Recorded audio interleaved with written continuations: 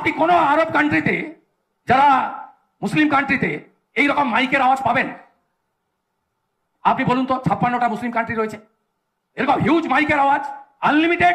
মাইকে দাঁড়িয়ে এই কথা বলতে পারেন? এই অসভ্যতা আমি পশ্চিমবঙ্গে চলছে কারণ বিজেপির মতো অসভ্য একটা সরকার রয়েছে। তো বিজেপির আসল রূপটা দেখতে পাচ্ছেন, সেইটা দেখতে পাচ্ছেন বলেই এখন শুধুমাত্র মন্দির মসজিদ নয়, আরও বেশি করে কোথাও এই যে নামাজ পড়তে দেওয়া যাবে না, রেড রোডে ঈদের সময় করা যাবে না, আজানের মাইক বন্ধ করতে হবে, আরও নানা ধরনের ধর্মকর্ম নিয়ে ওরা প্রতিদিন আমাদের গুলিয়ে দেওয়ার চেষ্টা করবে, যাতে মানুষ মন্দির মসজিদ নিয়ে ব্যস্ত থাকে আর তার পড়াশোনার প্রশ্ন, তার চাকরির প্রশ্ন, তার ভালো থাকার প্রশ্নগুলো পিছন দিকে চলে। আসলে যারা ব্রিটিশের দালাল, যাদের পুরো জীবনটাই ব্রিটিশের পা চেটে কাটিয়েছে, তাদের তো যে নেতাজি ব্রিটিশকে একেবারে নাকানি জবানি খাইয়েছিলেন, যে ক্ষুদিরাম বসু ব্রিটিশদের বিরুদ্ধে একেবারে সশস্ত্র সংগ্রাম করেছিলেন, তাদের তো গুন্ডা মনে হবেই।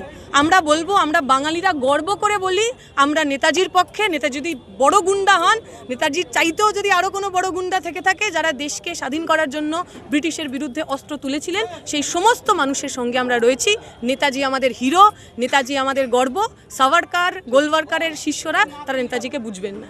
আসলে কি, ওই যখন দিল্লিতে আমাদের ধর্না হচ্ছিল, একটা স্লোগান ওখানে খুব চলছিল যে জব জব মোদি ডরতা হ্যায় হিন্দু মুসলমান করতা হ্যায়। বিজেপি যাদের ভোটে ভোটে জিতে আসলো, তারপরে তো তাদের কিছু দেখভাল করতে পারলো না। মেয়েদের বলেছিল 1,500 টাকা বাড়িয়ে 3,000 টাকা করবে, মেয়েরা সব দুহাত ভরে বিজেপিকে ভোট দিল। এখন বেশিরভাগ মানুষই অন্নপূর্ণা ভাণ্ডার পাচ্ছে না। মিড ডে মিল কর্মীরা, তাদের কাজ প্রায় বন্ধ হয়ে যাবে আগামী দিনে। সমস্ত খাবার দাবারের যা মিড ডে মিলের দায়িত্ব, সেটা ইসকনকে দিয়ে দিয়েছে। তাহলে যারা আমার ভোট দিলেন, যে হকাররা আমার ভোট দিলেন, তার আমি ঘরদোর ভাঙচুর করলাম, অন্নপূর্ণা ভাণ্ডার দিলাম না। যে মানুষ বিজেপিকে ভোট দিয়েছিলেন, তার দিলীপ ঘোষকে ইট ছুলে দিলীপ ঘোষের ভালো লাগতো? উনি তো এতদিন আগে নির্বাচনে জেতেননি, উনি তো দেশের রাজ্যের মন্ত্রী ছিলেন না, রাজ্যের এমএলএ ছিলেন। ওনার গায়ে যদি কেউ ডিম ছুটতো, ওনার গায়ে যদি কেউ ইট ছুটতো, ভালো লাগতো? একটা গণতান্ত্রিক দেশে ডিম ছোড়া, ইট ছোড়া, এটা কখনো নিদান হতে পারে? এবং একজন মন্ত্রী কথা কর্মক্ষেত্র, 15 বছরে একটা নতুন কারখানা পশ্চিমবঙ্গে তৈরি হয়নি, বরং যা এসএসসি পিএসসি হতো সরকারি চাকরি, সেগুলোও বন্ধ হয়েছে। ফলে ছেলেটা বাড়িতে বসে করবে কি? ফলে কোথাও তারা অপরাধের সঙ্গে যুক্ত হচ্ছেন, কোথাও তারা ওই মাদকাসক্ত হয়ে যাচ্ছেন, কোথাও তারা নানা ধরনের ফোন, তার মধ্যে আসক্ত হচ্ছেন। আমরা মনে করি যদি শিক্ষা এবং কর্মসংস্থান এই দুটো সরকার ঠিক করে, তাহলে এই সমস্ত সামাজিক যা অসুবিধা, সেগুলো ঠিক হতে পারে। মমতা ব্যানার্জির সঙ্গে আমাদের রাজনৈতিক অনেক ধরনের পার্থক্য রয়েছে। মমতা ব্যানার্জির বিরুদ্ধে আমরা লড়েছি, জেলে গেছি, আগামী দিনেও লড়বো, কিন্তু তার মানে এটা নয় একটা গণতান্ত্রিক দেশে আমার যাকে পছন্দ হবে না, রাজ্যের সরকার, রাজ্যের পুলিশ জনরোষের নামে মানুষজনকে অত্যাচার করবেন, মানুষজনকে নানাভাবে হেনস্থা করার চেষ্টা করবেন। এই ধরনের যে কোনো হেনস্থার আমরা বিরুদ্ধে। সভা শুরুর আগে বলছিলাম যে এখন যে রেল এবং স্টেশন, বস্তি, এগুলোতে যে উচ্ছেদ হচ্ছে, সেটা নিয়ে অনেকগুলি মামলা হয়েছে, অনেকগুলি শোনা যাচ্ছে স্টে অর্ডার, তার মধ্যেই আবার হচ্ছে উচ্ছেদ। আবার একটি মামলায় জানা গেছে যে পুজো পর্যন্ত স্টে অর্ডার পাওয়া গেছে, সেটা সম্ভবত শক্তিমান হকার সংগ্রাম কমিটির পক্ষ থেকে করা। তো সেই জন্য এই সার্বিক মামলাগুলো কি হয়েছে বা কি পর্যায়ে দাঁড়িয়ে আছে, কিভাবে এর পরের ধাপে লড়াইটা করা যায়, সেটা আমি একটু জিজ্ঞেস করছি। বলুন।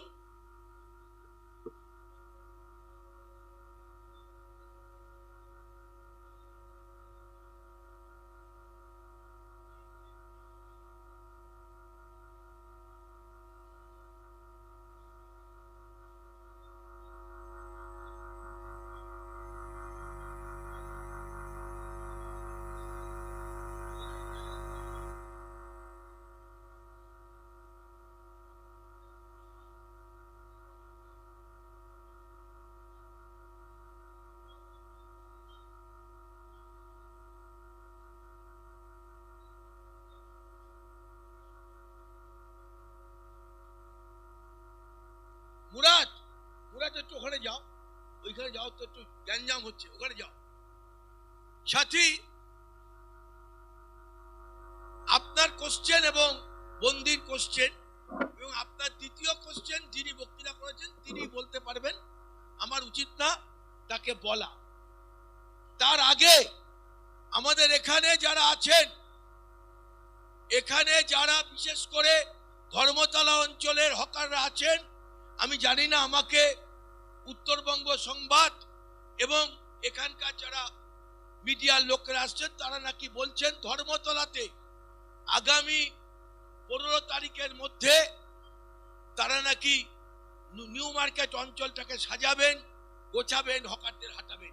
আমি জানি না এটা কি করে সম্ভব, কারণ হাইকোর্টে কেস চলছে, সেই কেসে স্টে অর্ডার আছে, ফলে কি করে তাকে উপেক্ষা করে করবেন।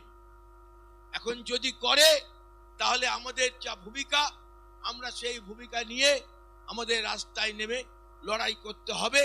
অতীতে যা আমরা করেছি, অপারেশন সানশাইনের সময়ও যেভাবে লড়েছিলাম, মমতা বন্দ্যোপাধ্যায় ক্ষমতায় এসে যে উচ্ছেদ করার চেষ্টা করেছিলেন 2011 এবং 2017, 2018 এবং 2024, সর্বত্রই আমরা রাস্তায় নেমে লড়াই করেছি। এইবারও আমরা রাস্তায় নেমে লড়াই করব। রেলের ক্ষেত্রে আপনারা জানেন 15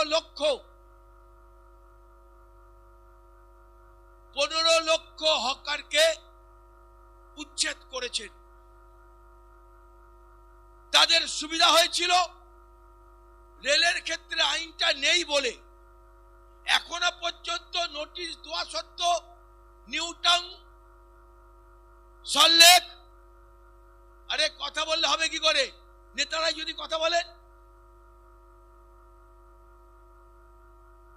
সল্টলেক, নিউ টাউন, কলকাতার অন্তত 6-7টি জায়গায় নোটিশ দেওয়ার পরে যে কেস হয়েছে, সেই কেসে চলছে এবং সেটা স্টে অর্ডার হয়ে আছে।